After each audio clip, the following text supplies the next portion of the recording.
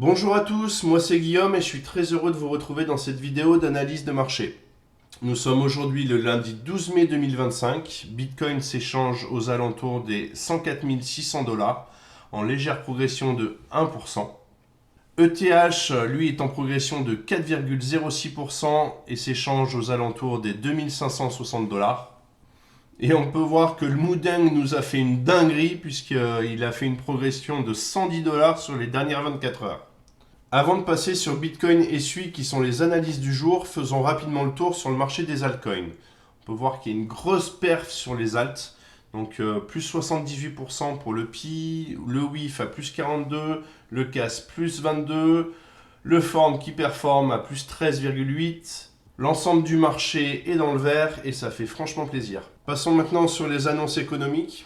Donc nous pouvons voir qu'aujourd'hui nous n'avons pas d'annonce économique. Juste un petit message ce matin de notre ami Trump qui a réduit les taxes douanières de certains produits chinois en les passant de 145 à 30% pendant les 90 jours. Donc une belle petite remise, c'est ce qui a fait d'ailleurs pumper le BTC, on le verra tout à l'heure. Donc mardi, on a les annonces du CPI, c'est l'index de prix à la consommation. Donc concrètement, ça mesure l'évolution de prix des biens, des services par les ménages. Donc c'est un indicateur clé de l'inflation. Donc il va falloir faire attention en fonction des résultats demain. Il y a un fort risque de volatilité. Mercredi, l'annonce la plus importante, c'est le New York Empire State Manufacturing Index. Il mesure l'indice industriel de New York. Donc s'il est négatif, ça envoie un signal de ralentissement économique. Puis à 14h40, on a le discours de Tonton Powell. Donc ça peut swinguer. Faites attention mercredi après-midi. Et vendredi, on a le Michigan Consumer Sentiment. Donc c'est la confiance des consommateurs. S'il y a une peur qui s'installe, forcément, c'est pas très bon pour la consommation. Passons maintenant sur les charts. Voici le graphe du Bitcoin en 4 heures. Comme d'habitude, je te rappelle que ce que je te partage ici n'est pas un conseil en investissement, c'est juste ma vision perso à l'instant T. Tu restes maître de tes positions. Nous pouvons voir que nous avions une zone comprise entre les 95 825 et les 103 165.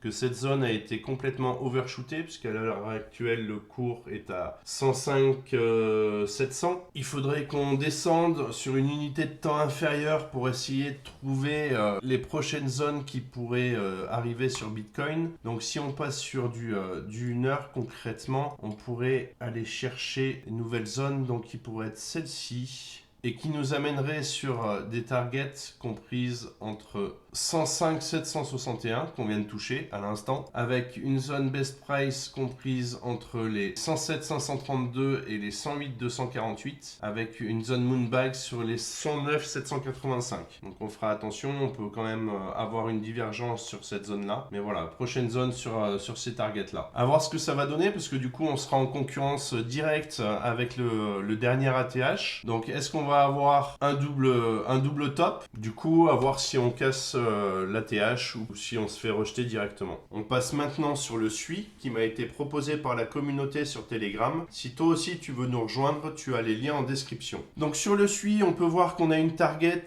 sur les 5,21 35 et les 6,50 73 avec une zone best price sur les 5,78 29 et les 6,01 32. Donc cette zone-là. On peut essayer d'aller voir ce que ça donne sur une unité de temps légèrement plus petite, c'est-à-dire du H1. On pourra avoir cette zone. On voit que ces deux zones sont en corrélation, donc de fortes chances pour que le prix aille toucher ces zones-là. Ce qui serait intéressant de voir, c'est que le RSI vienne casser le dernier plus haut ici, ce qui nous amènerait à une continuation haussière. Et on pourrait valider directement cette zone-là. Donc ça nous ferait quelque chose de ce style. Tac, tac, tac pour la zone H4. Et pour la zone en H1.